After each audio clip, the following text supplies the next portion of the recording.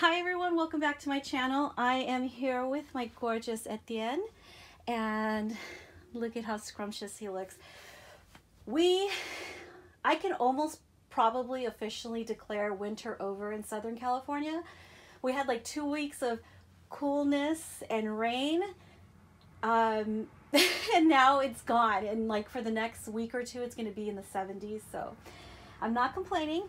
I love it. I've always maintained that I love California winter, and that's my story. I'm sticking to it. But what I'm on here to talk to you guys about is I just wanted to show you guys Etienne one more time in a different lighting, in a different part of the house with different time of the day so that you could see the afternoon light coming in. And I'm going to move Etienne over, and I'm going to bring on one of my beautiful dolls. It was my very first big ticket purchase as far as Reborn dolls are concerned. Let me turn her face over or bring her a little bit closer. Okay guys, so this is my doll by Marita Winters. She's the Denver Rose. I call her Pamela, and basically today I wanted to talk about big ticket dolls. As far as big ticket, I mean like prices that range over $1,000 for a Reborn doll. And I just wanted to talk about if it's worth it now as I change her into something else.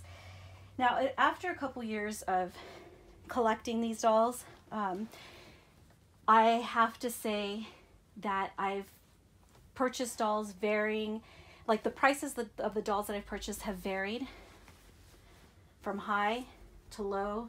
Sometimes I've struck a really good deal on a very exclusive doll.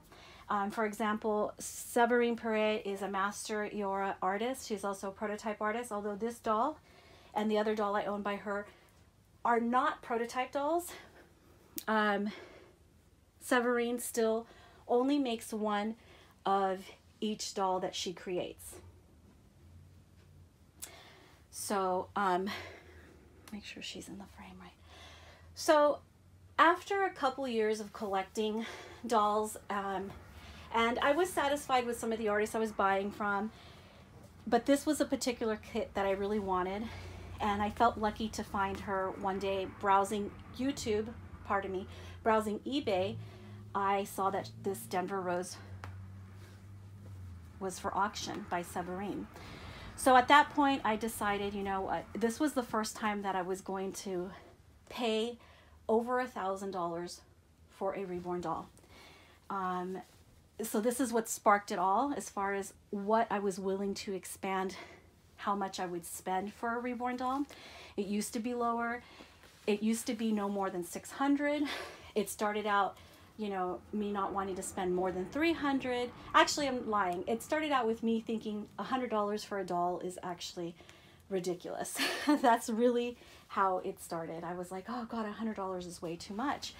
Then slowly it started creeping up, the amount of money I would spend, and slowly creeping up more and more, till I came to this doll. This gorgeous, gorgeous specimen here. This particular doll, there was a couple things that ticked my box for this baby. It was one, I really wanted a Denver Rose. She's a limited edition of 600. And two, I wanted a very detailed and realistic doll. Up until then, I think I had owned one or actually two other very realistic dolls.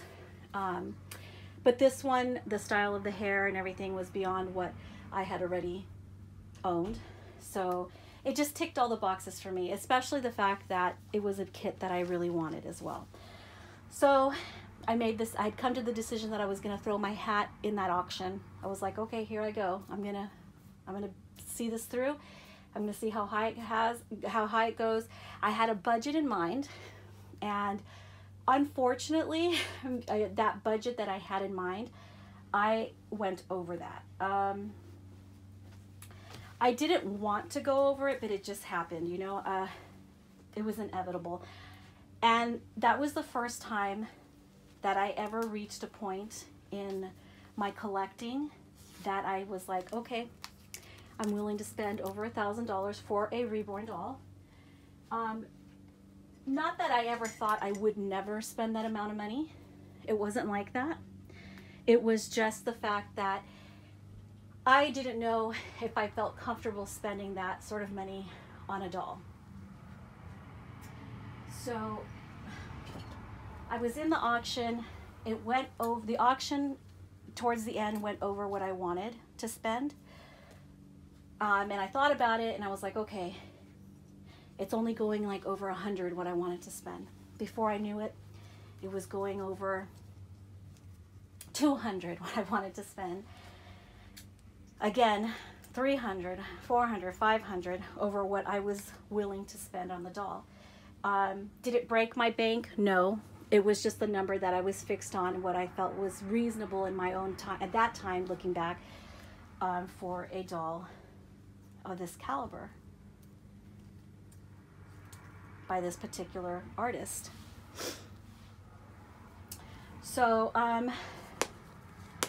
all of that considered, I ended up going over my budget slightly and was ready, prepared. Also, I never bid more than what I actually have.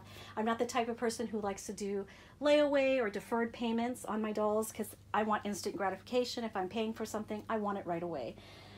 So right away, you know, the artist contacted me after the auction, and I brought her home. 3 days later, she was shipped express. I think it was like 3 or 4 days later, I got her. She was home. I have a box opening.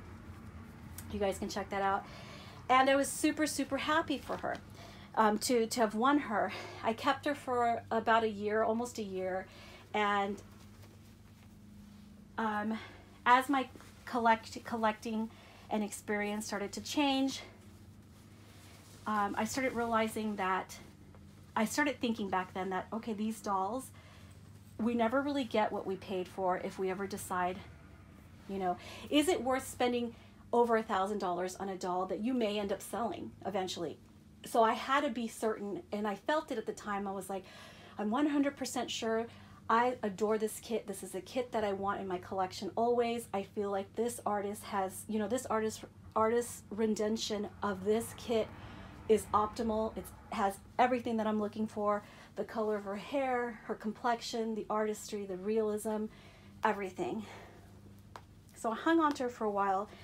And then I went a little crazy and I decided to sell her, and I did. And I sold her, but I got her back. I ended up getting her back in a trade from the person I sold her to, which was really great. And I was happy that I was able to do something like that. And I did get her back. I traded out another doll because, and then I never really forgot about this kit. I was still always looking on eBay. And I realized that I had given up something that I really wanted. And that's a whole other topic in itself. Have you ever sold a doll that you've regretted selling? And I'll talk about that in another video. But my question here today is buying such an expensive doll really worth paying over $1,000? And as I was thinking about this question, you know, talking to my friends and thinking to myself and realizing how unique this particular rendition of this doll is, it ticks a lot of boxes. We have Severine. Not that there's not any awesome artists out there that aren't Yora master artists, or that aren't prototype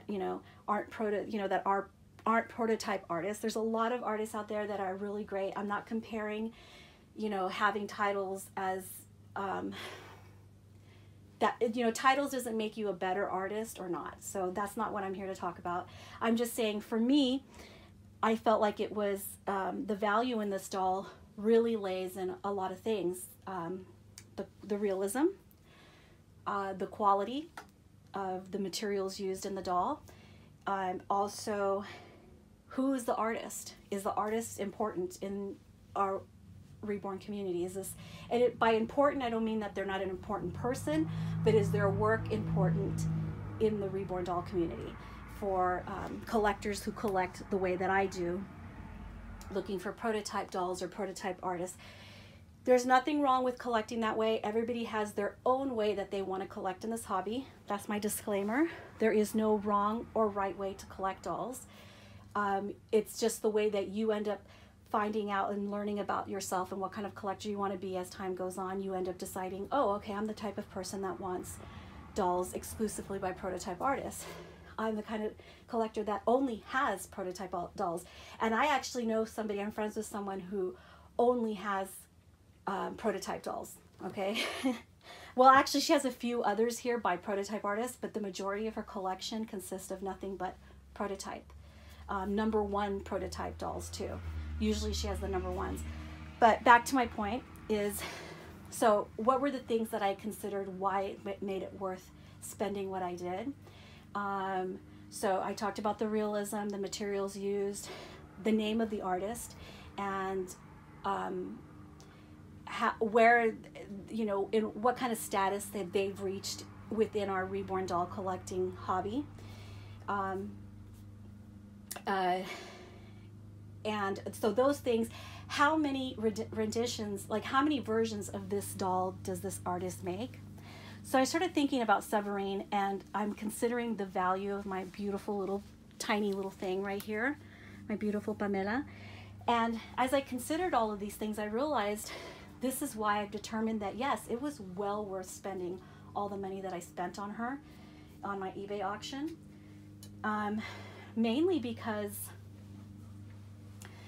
if Severine doesn't make more than one, so you're never going to see, or I'm never going to see, no one's ever going to see a Pamela. They're never going to see a Denver Rose by this artist that looks like this, and she doesn't repeat her dolls. She makes one of a kind of her versions of the dolls that she makes. So really this is her only Denver Rose that she's ever made. I also own a Scarlet by the same artist, and it's her only Scarlet that she's ever made. So I feel in the way that I collect and how I like to organize my collecting that presents a value to me, for me personally, and that sets a tone for the way I want to collect. So I definitely feel one of the main things is the fact that, you know, she's the only version of this doll, and by that artist, not this kit particular.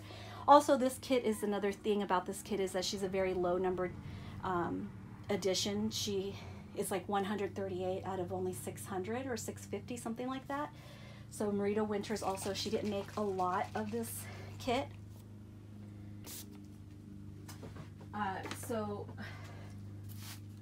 honestly, that's another bonus for me, that I'm not going to see a lot of dolls that look like Pamela. So she's very unique and in many ways one of a kind for her artist. Low numbered edition kit. I feel like her realism is just absolutely amazing. The coloring, the realism, the quality of the materials that she used. So yeah, so I don't know. I just wonder how everybody else feels, and maybe you're new to the hobby, and maybe you're just making your own dolls, and that's fine too. But I'm just speaking from the perspective of a person who collects these dolls and doesn't make them for herself. I don't make these dolls for myself. Unfortunately, I haven't started doing that yet. I plan to, but I'm speaking from a perspective only from somebody who collects dolls and can't make them herself. So I just wonder if any of you guys have yet, new or old, you know, or seasoned collector, have you gone over what you originally thought when entering this hobby? Have you gone over what you thought you would ever spend on a doll, on a Reborn doll? Have you gone past that? And how was your feelings about it? Did you have buyer's remorse right after you did? I had a teensy bit of buyer's remorse until she came home. And then a few months into having her, I started, you know, there was more kits coming out. I started feeling like, oh, you know, maybe, you know, and there's other really good artists. It just was, you know, that I could buy dolls from and they're cheaper. But then it just started becoming more of, well, do I want to see, like, you know, there's certain artists that will repeat the same kits multiple times. And for me, what makes it special is when I look at my doll, there isn't too many that look like her, or at all, actually. I don't know how this is going to fit on her. There she is. So, you know, I just started, you know, considering all of the rationalizations that prompted me to begin with to purchase or to spend as much as I did. And almost 3 years later now, because I bought her in 2016, almost 3 years later, even though I sold her once and then I got her back because I couldn't stop thinking about her. So I was lucky. I grabbed a Wubbanub here. I got a new Yama Wubbanub. It's a limited special edition. Isn't it cute? So I do, although I did have some buyer's remorse immediately after the auction, I am pleased to say that 3 years after this purchase,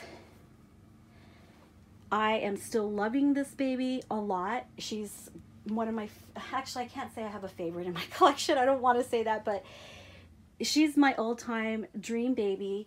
She ticks all the boxes. The artist, the realism, the edition kit, the quality of the materials used to make her. How OOAK is she? How one of a kind is she? And considering her artist only made one of her, and that makes her to me really very close to being like, oh, you know, original one of a kind. So I like that. So let me know what you guys think about anything that I said in this video today. I really want to know, and my question for you is, have you gone over what you thought was possible for you to ever spend on a reborn doll? And if you have, how did you feel about it? Now, I look forward to reading your responses in the comments. If you want to talk about it on your own channel, I'd love to hear what you have to say, so let me know if you make a video on the topic. This isn't necessarily a tag, but I just, you know, kind of a conversation that I'm curious about other collectors and how our spending habits are. So I look forward to reading your responses in the comments. I look forward to being, you know, if you want to let me know if you make a video talking on this topic, I would love to watch it. And that's all I have for you guys. I hope you guys love Pamela's beautiful little next outfit. Let me bring her up close so you guys can get some last looks. And I'll see you guys again soon. Thanks for watching.